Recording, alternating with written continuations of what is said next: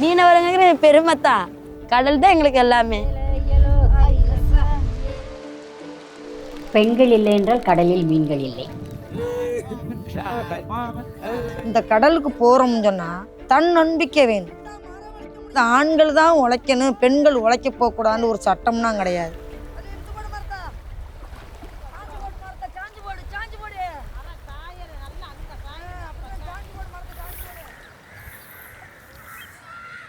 சூரியன் உதிப்பதற்கு முன்பே தமிழ்நாட்டின் தென்பகுதியில் இருக்கும் பாம்பன் சின்னப்பாலம் கிராமத்தின் பெண்களின் ஓட்டம் தொடங்குகிறது.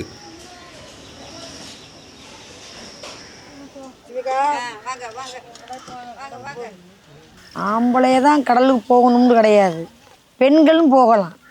எங்கள் ஊரை பொறுத்தளவு, இந்த சின்னப்பாலத்து கிராமத்தை பொறுத்தளவுக்கு இந்த 700 குடும்பத்தில் 300 பெண்கள் போவோம் கடலுக்கு. ராணியும் அவரது குழுவும் கடலுக்கு புறப்படுகின்றனர். இன்று காற்றின் சீற்றம் கூடுதலாக இருந்தாலும் இது அவர்களுக்கு பழக்கப்பட்டதுதான். அடுத்த சில மணி நேரம் படகிலேயே இருப்பார்கள். சில நேரம் பல நாட்களுக்கு கூட கடலிலேயே தங்க வேண்டியிருக்கும். நிலையற்ற வருமானம், சோர்வூட்டும் வேலை என கடும் சூழல்களை கடந்து சுயம்புவாக இயங்கிக் கொண்டிருக்கின்றனர். தொழிலுக்கு போகிறதுல எந்த பயமும் வராது எனக்கு. கூலி வேலைக்கு போனோம்னா 700 ரூபா 500 ரூபா கொடுக்குறாங்க. இப்போ ஒரு நண்டு கம்பெனி போனால் 300 ரூபா கொடுக்குறாங்க. அதனால கட்டுப்படி ஆகாது. எங்களுக்கு மீன்பிடி தொழில்னு சொன்னால் இப்போ 2000 ரூபாய்க்கு இன்றைக்கி வலை வச்சா அன்றைக்கி 2000 ரூபாய்க்கு மீன் கிடக்கு. நம்ம ஒரு 500 ரூபா செலவழிச்சிடும், 1500 ரூபா மிச்சம் முடிச்சிடலாம், நம்மளுக்கு ரொம்ப சந்தோஷம்தான். அப்படிங்கிற ஒரு நோக்கம் தான் எங்களுக்கு மீனவ பெண்களுக்கு சந்தோஷமே. எங்களுக்கு இதுதான் ராணிக்கு அன்றாட நாளாக இருக்கலாம். ஆனால் இந்தியாவில் இருக்கும் மீனவ பெண்களுக்கு இது வழக்கமல்ல. பெண்களுக்கும் கடலுக்குமான ஒரு நீண்ட இடைவெளி இருக்கிறது. ஆனால் பாம்பன் சின்னப்பாலம் கிராமம் இதில் முன்னோடியாக திகழ்கிறது. சுமார் 350 குடும்பங்களை கொண்ட சின்னப்பாலத்தில் பெரும் பகுதியான பெண்கள் கடலில் மீன்பிடி தொழிலை திறம்பட செய்து வருகின்றனர். இது நம்ம வீட்டுக்காருக்கு இன்னைக்கு பங்கு கிடைக்குதா, மயனுக்கு பங்கு கிடைக்குதா, எவ்வளோ கிடைக்கும் கிடைக்காதுன்ட்டு பக்குன்னு இருக்கு. அப்போ மயனையும் நம்ம வீட்டுக்காரையும் நம்புறதுக்கு அவங்களும் எண்ணத்தையும் கொண்டு வரட்டும், நம்மளும் எண்ணத்தையும் கொண்டுட்டு வரும். நம்மளால் முடிஞ்சது சம்பாதிப்போம்னா நான் தொழிலுக்கு போகிறேன், பெண்கள் சம்பாதிக்க போகிறது. மழை வலை இழக்க விடாமல் ஆக்கிருச்சு. ஒழுங்கான வலை ஓட்டு அடிக்க மட்டும் தொழில் பண்ண விடாமல் ஆக்கிருச்சு. பல தலைமுறைகளாகவே பெண்கள் அங்கீகாரமற்றே மீன்பிடி தொழிலில் இருந்துள்ளனர். பெரும்பாலும் ஆண்களுக்கு கூலியற்ற உதவியாளராகவே இருட்டிலேயே வைக்கப்பட்டிருந்தனர். இந்த வழக்கத்தை ராணியின் தலைமுறை தகர்த்தெறிந்துள்ளது. விருப்பத்தால் மட்டுமின்றி பொருளாதார நெருக்கடியும், ஏன் பிறரை நம்பி நாம் வாழ வேண்டும் என்ற கேள்வியும் இவர்களை ஆபத்தான மீன்பிடி தொழிலில் ஈடுபட தூண்டியுள்ளது. ராணியும் சக மீனவ பெண்களும் பல தருணங்களில் மரணத்தின் வாசல் வரை சென்று மீண்டுள்ளனர். நாங்கள் பக்கம் தொழில் பண்ணிட்டு கிடக்கையில் நீஞ்ச தெரியாத ஒரு சூழ்நிலையில் அதில் தண்ணி வாங்கி கவுந்துதான், தண்ணியை குடிச்சு தான் பாதி பேர், ஒரு 3-4 பேர் இறந்துருக்காங்க. எங்கள் ஊரில் பெண்கள் இறந்துருக்காங்க. கடந்த 20 ஆண்டுகளுக்கு மேலாக ராணி கடலுக்கு செல்கிறார். குழுவாக சென்றால் வருமானத்தில் பயணச் செலவை கழித்து லாபத்தை சமமாக பங்கிட்டுக் கொள்கின்றனர். ஒருமுறை கடலுக்கு சென்றால் ஒருவர் சராசரியாக 500 ரூபாய் வரை சம்பாதிக்கும் இந்த பெண்கள் சில நாட்களில் மீனே கிடைக்காமல் வெறும் கையுடன் திரும்புவதும் உண்டு. இப்போ உடனே இப்போ நீ போய் 4 மணிக்கு போய் இழக்கிறேன், மீன் பட்டுச்சுன்னா ஒரே நாள்லேயே திரும்பி வந்துடுவேன். அப்படி இல்லைன்னு சொன்னால் ஒரு நாள் தீவில் தங்கிடுவேன். தன்னார்வம் மட்டுமல்லாமல் சின்னப்பாலம், ராமேஸ்வரம் பகுதியின் மென்மையான அலைகளும் இந்த பெண்களுக்கு கடல் தொழிலில் ஈடுபட உதவுகின்றன. மீன்பிடி மட்டுமின்றி நண்டு பிடித்தல், கடற்பாசி வளர்ப்பு போன்ற கடல் சார்ந்த ஒவ்வொரு வாய்ப்பையும் வருமானமாக மாற்ற இந்த மீனவ பெண்கள் முயற்சிக்கின்றனர். வலையில் மீன் சிக்காத நாட்களில் மீனவ பெண்கள் கடற்பாசி சேகரிப்பில் ஈடுபடுகின்றனர். அவை கூடுதல் வருமானமும் தருகின்றன. சேகரித்த பாசியை அருகில் உள்ள தொழிற்சாலைகளுக்கு விற்கின்றனர். உணவுத்துறை, தொழில்துறை, மருத்துவம் மற்றும் அழகு சாதன தயாரிப்பில் கடற்பாசி பயன்படுத்தப்படுகிறது. இதன் மூலம் மாதம் 5000 ரூபாய் வரை கூடுதல் வருமானம் ஈட்டுகின்றனர்.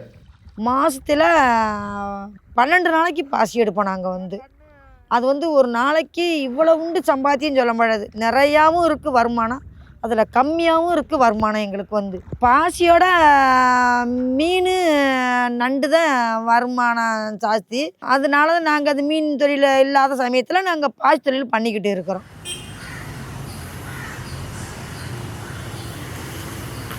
மீன்வள நிர்வாகத்தில் நிபுணத்துவம் பெற்ற பகத்சிங் புதுச்சேரி பிரெஞ்சு இன்ஸ்டிடியூட்டில் ஆய்வாளராக பணியாற்றுகிறார். எளிய மீனவ குடும்பத்தில் பிறந்த அவர் தமிழ்நாட்டின் மீன்வளம் மற்றும் கடல் வளம் எதிர்கொண்டு வரும் சவால்களை உன்னிப்பாக கவனித்து வருகிறார். தமிழ்நாடு கடற்கரையை பொறுத்த வரைக்கும் மீனவ பெண்கள் யாரும் மீன்பிடிக்கு கடலுக்குள்ளே போகிற ஏற்பாடு என்பது இல்லை. ஒன்று, கடல் சார்ந்த மீன்பிடி தொழில் என்பது வந்து ஒரு கடினமான தொழில். ரெண்டாவது, பண்பாடு ரீதியாக இந்த மாதவிடாய் என்பது புனிதம் தீட்டுன்ற விஷயத்துக்குள்ளே அது நிற்கும் போது அதுவும் சேர்ந்து வந்து பெண்களை வந்து கடலுக்குள்ளே போகிற ப்ராசஸ்லேருந்து தடுத்திருக்கலாம்னு வேணால் நம்ம வந்து யூகிக்கலாம். இந்தியாவில் தமிழ்நாடு மாநிலத்தில் மட்டும் சுமார் 2,40,000க்கும் மேற்பட்ட மீனவ பெண்கள் உள்ளனர். மாநிலத்தின் மீன்பிடி சமூகத்தில் பெண்கள் சரிபாதியாக உள்ளனர். பெரும்பாலும் அவர்கள் கரையோர பணிகளில் ஈடுபடுகின்றனர். ஆனால் மீன்பிடி மட்டுமே மீனவ தொழில் என பார்க்கப்படும் சமூக பார்வையின் காரணமாக இன்றும் அவர்களின் உழைப்பு மலிவான உழைப்பாகவே பார்க்கப்படுகிறது. இவர்தான் வனஜா மேர்சிமா. கடற்கரை மீனவ பெண்களின் உரிமைகளுக்காக கடந்த 2 தசாப்தங்களாக குரல் கொடுத்து வருகிறார். கிட்டத்தட்ட 90% உழைப்பாளர்கள் வந்து பெண்கள் தான். அந்த போட்டு வர்ற நேரம் கரைக்கு போகிறது, அவங்க வர்றதுக்கு முன்னாடி இங்கே சமையல் ரெடி பண்ணி வச்சுருக்கிறது, மீன் பிரித்து எடுக்கிறது, மீன் ஏலம் விடுறது, மீன் வியாபாரத்துக்கு கொண்டு போகிறது, இந்த மாதிரி நிறைய வேலை. ஆனால் இந்த உழைப்பு எங்கேயுமே மதிக்கப்படுறதில்லை. காலையில் 2:30-3 மணிக்கு பெண்கள் வந்து குவியலாக ஆர்வருக்குள்ளே வந்து உட்கார்ந்துட்டு இருக்கிறத பார்க்க முடியும். ஏன்னா எந்த நேரத்தில் இறங்குற மீன் எந்த ரேட்டில் விற்குன்றது தெரியாது. இப்போ எந்த அளவுக்கு குறைஞ்ச விலையில் நல்ல மீன் வாங்கிடுறோமோ அந்த அளவுக்கு நல்ல லாபத்தில் விற்பனை செய்வதற்கான வாய்ப்புகள் இருக்குது. அப்புறம் ஹார்பர்லேருந்து அவங்க லோக்கல் மார்க்கெட்டில் விற்கிறாங்களா இல்லை வீதிகளை நடந்து தலையில் சுமந்துட்டு வைக்கிறாங்கன்றதை பொறுத்து அந்த உழைப்புக்கான நேரம் இருக்குது.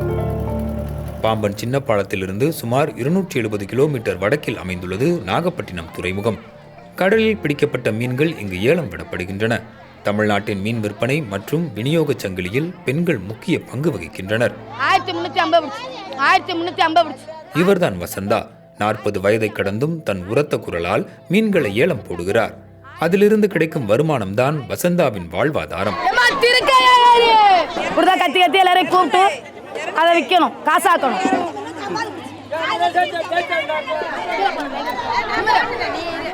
சண்டை இருக்கும், கோவம் இருக்கும், எல்லா பிரச்சனையும் மீறி எல்லாத்தையும் கொஞ்சம் சண்டை போடுறவங்கள்ட்ட கொஞ்சம் சாதுவமா அப்படியே சமாதானமா பேய் தான் எல்லா வியாபாரமும் நாங்கள் பண்ணி போய் வெளியே ஆகணும்.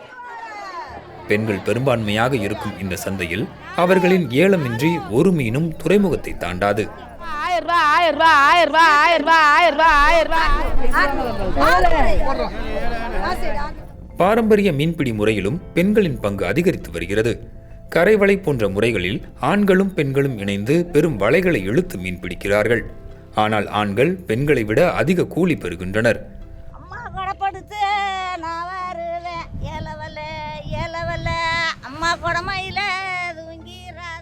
பாம்பன் சின்ன பாலத்திலிருந்து சில கிலோமீட்டர் தூரத்தில் உள்ள தனுஷ்கோடி அருகே சத்யாவும் சக மீனவர்களும் கரைவலையை பெரும் சிரத்தை கொண்டு இழுக்கின்றனர்.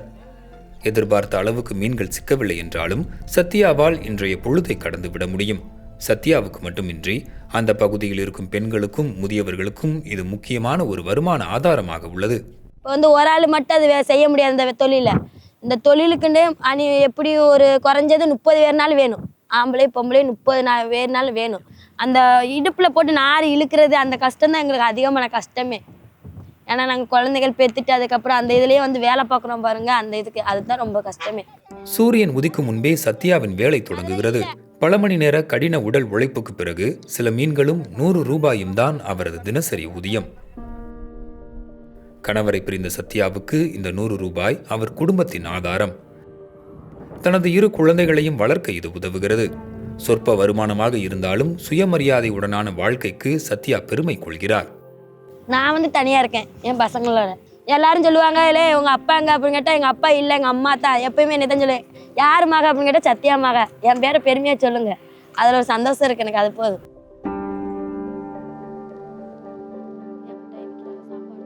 இப்போ மற்ற புது செக்டர்ஸில் பெண்கள் இன்வால்வ் ஆகிறாங்கல்ல. இப்போ பைலட்டாக போகிறாங்க, சீமேனாக ஷிப் கேப்டனாக போகிறாங்கன்றதெல்லாம் அவங்க சாய்ஸாக என்னாலும் செஞ்சு காட்ட முடியும்ன்ற ஒரு வில் பவரை காட்டக்கூடிய எஃபர்ட். இது வில் பவர் என்னாலே உழைக்க முடியும்னு காட்டுற வில் பவர். பட் அந்த எஃபர்ட் வர்றது ப்ரெஷரின் காரணமாக. ஒரு ஆல்டர்னேட்டிவ் இல்லை, இதை நான் செய்கிறேன். சரி, மீண்டும் சின்னப்பாலம் கிராமத்திற்கு வருவோம். தன் வாழ்நாளில் பல துயரங்களை கடந்து வந்திருக்கிறார் ராணி. குடும்ப பொருளாதாரத்தை சரியாக நிர்வகிக்காத பல ஆண்களால் பெண்கள் உடல் ரீதியாகவும் மன ரீதியாகவும் கடும் நெருக்கடிகளுக்கு உள்ளாகின்றனர். நம்ம வீட்டுக்காரன் குடிகாரனா இருக்கான், இவனை எதிரி பார்த்து ஏன் நம்ம வாழணும்? நம்ம குழந்தைகளை படிக்க வைக்கணும், ஆளாக்கணும் தான் நம்ம உழைப்போம். அப்படியே தான் மீனவ பெண்கள் கற்றுக்கிறது. இந்த பல்முனை சவால்களுக்கு மத்தியிலும் உழைப்பதை மட்டும் பெண்கள் ஒருபோதும் கைவிட்டதில்லை. இருப்பினும் சமூக பிரச்சனைகளை தாண்டி தற்போதைய காலநிலை மாற்றமும் அதன் தாக்கங்களும் இவர்களின் தொழிலில் தொடர்ந்து நிலையற்ற தன்மையை உருவாக்கி வருகின்றன. இதன் விளைவாக பல மீனவர்கள் மாற்று தொழில்களுக்கு தள்ளப்படுகின்றனர். எனக்கு விவரம் தெரிய ஒரு சின்ன புயல் ஒன்று அடிச்சு, அந்த சின்ன புயல் எடுக்கையில் எனக்கு ஒரு 10 வயசு இருக்கும். அதுதான் நான் புயல்னு கேட்டிருக்கேன். ஆனால் இப்போனா பார்த்தீங்கன்னா திடீர்னு இந்த காற்று, இந்த குளிர் காற்று அடித்தாவே சின்னதுக்கும் புயலுண்டு ஒரேடியாக அறிவிச்சுக்கிட்டே இருப்பாங்க. அப்போ அறிவிச்சிட்டா அப்போ மீனவ மக்களுக்கு பாதிப்பு, வாழ்வாதாரம் பாதிப்பு ரொம்ப இதாக இருக்குது. மெட்ராலஜிக்கல் விஷயங்களும் இன்னும் அதிகரிக்கும் போது அரசாங்கம் ரொம்ப விஜிலண்ட்டாக இருக்கிறன்ற பேரில் புயலுக்கு முன்னாடி ஒரு 10 நாள், புயலுக்கு பின்னாடி ஒரு 10 நாள் கடலுக்கு போவதையும் தடை விதிக்கிற ஏற்பாடு என்பது இருக்குது. அப்போது கடலுக்கு போகிற நாட்கள் குறையுது, அதனால் வருமானங்கள், பொருளாதார ரீதியான பாதிப்புகள் இது ஒரு சினாரியோ.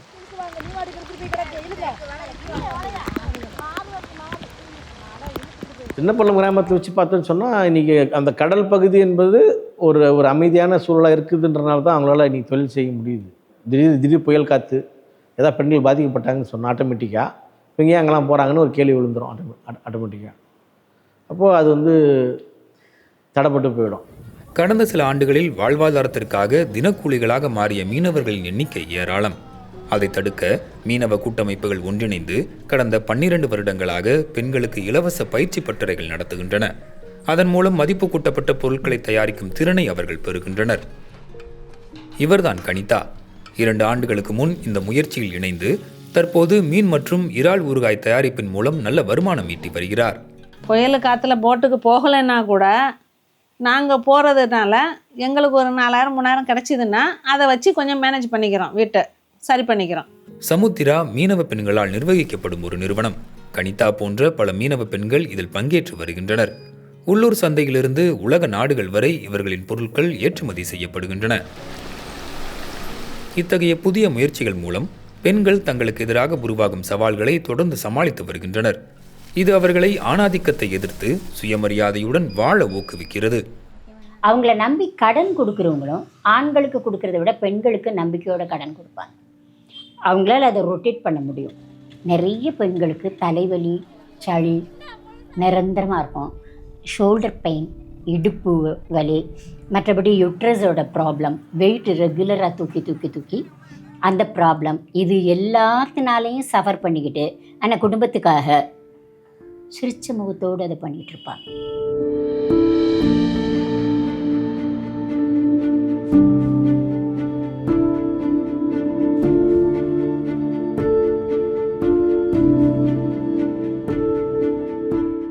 மலையளவு சோகம் இருந்தாலும் சிரிப்பை கொண்டு வாழ்க்கையோடு தினசரி போராடும் மீனவ பெண்களில் பாம்பன் சின்னப்பாலம் மீனவ பெண்கள் முன்னோடிகளாக திகழ்கின்றனர். இருப்பினும் மாறிவரும் காலநிலை மாற்றம், எல்லை பிரச்சினை, அரசியல் சூழலால் மீனவ பெண்களின் பல கனவுகள் இன்னும் கேள்விக்குறியாகவே உள்ளன. பெண்கள் கடலுக்கு போய் தொழில் செய்கிறது அப்படின்றது சாத்தியப்படணும்னு சொன்னால் 2 இடத்த மாற்றம் நிகழணும். ஒன்று, மனித உழைப்பை குறைவாக பயன்படுத்தக்கூடிய அளவிலான மோட்டரைசேஷனும் மெக்கனைசேஷனும் டெவலப் ஆகணும். 2வது, சமூக நிலை மாறணும், பண்பாட்டு நிலை மாறணும். ஆட்டோமேட்டிக்காக மாதிரி காலத்து கடலுக்கு போகலான்றது இயல்பான மாறிடுச்சுன்னு சொன்னால் ஆட்டோமேட்டிக்காக கேள்வி வரப்போகிறதில்ல. நீ பண்ணுற உழைப்பை நானும் செய்ய முடியும், மீது எல்லாமே மிஷின் பார்த்துக்க போகுதுன்னும் போது பெண்களும் இயல்பாக கடலுக்கு போகிறது என்பது சாத்தியப்படலாம்.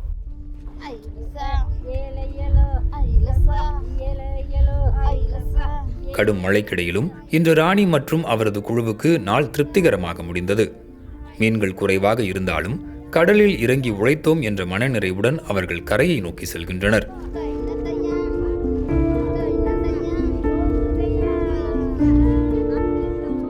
ராணி போன்ற பல மீனவ பெண்கள் தங்கள் இலக்கை நோக்கி தொடர்ந்து பயணிக்கிறார்கள், தங்கள் உழைப்பும் மதிக்கப்பட வேண்டும் என்ற கனவுடன். வசதி வாய்ப்பு இல்லாமல் தான் பெருங்கடலில் போய் தொழில் பண்ணாமல் நான் இந்த சிறு தொழில் இந்த தீவுக்குள்ளே போய் தொழில் பண்ணுறேன்.